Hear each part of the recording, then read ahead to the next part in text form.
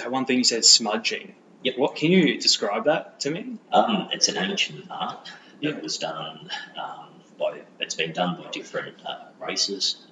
American Indians used to do it. They used to basically do a smoking ceremony where they'd actually smudge a person or bless a house. Okay.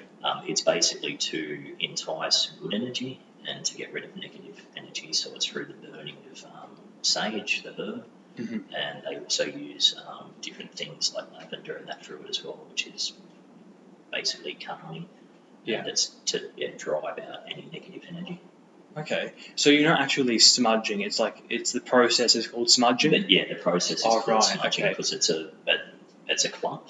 Yeah. It's all dried of out. sage. Yeah. And lavender and stuff. Yep. Okay. And they basically use feathers. Yeah. And they go around to each corner of the house and each room, and they literally smudge it into like a shell, and they wait for a feather or a fan into it, and it will go around and it will apparently get rid of the bad energy from the location.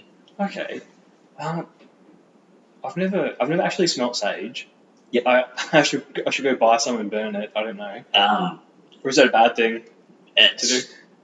When it's not burned, it smells great. When you're burning it, it smells like burning paper. Okay. I thought it might have been like a pleasant aroma or something. To some people it is. To me, it just smells like burning paper. Okay. Okay, maybe I won't do that.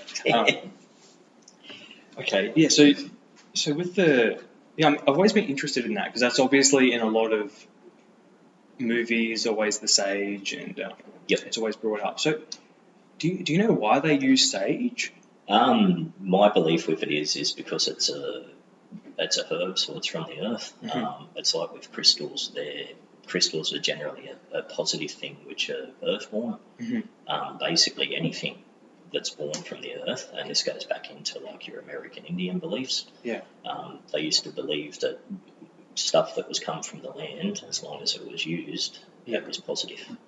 Okay. So the reason behind it, I believe, is that the power within the herb is a positive power because it was earthborn. Okay, well, that's interesting. So, I mean, when you've been called out to investigate someone's house, are you the one that burns the sage? No, I'm pretty much all technical stuff and history, so I don't have a spiritual insight in me at all. I just literally point cameras and take pictures of things. So. Okay. But I do have a couple of psychic mediums on the team, and I've got an empath, and they're very, very heavily connected with the spiritual side of what we do. So they're my go-to people when we do a house cleansing or when we do a private investigation. I'll send the psychics in to have a walk around. Yeah. And they'll tell me which area they're picking stuff up in, and then we'll go set equipment and stuff up and try and see what we get through what they've told us, through what they've picked up. So interesting. When you I'll stop focusing on the sage after this, but when you've gone to cleanse a house, do you just do the sage routine, the smudging, regardless, just to sometimes? No, it's what we tend to do is we try and investigate the premise first. Yeah. Before we get rid of anything, we try and find out why it's there, what it is, what it wants, and whether or not it will leave. Okay. So when you actually do opt to use the option for the sage cleansing, do you find it effective in your experience? In the times I've had it used by the team members that do it, the use of the sage and that, we've never got called to come back. So. Wow. Okay. Yeah.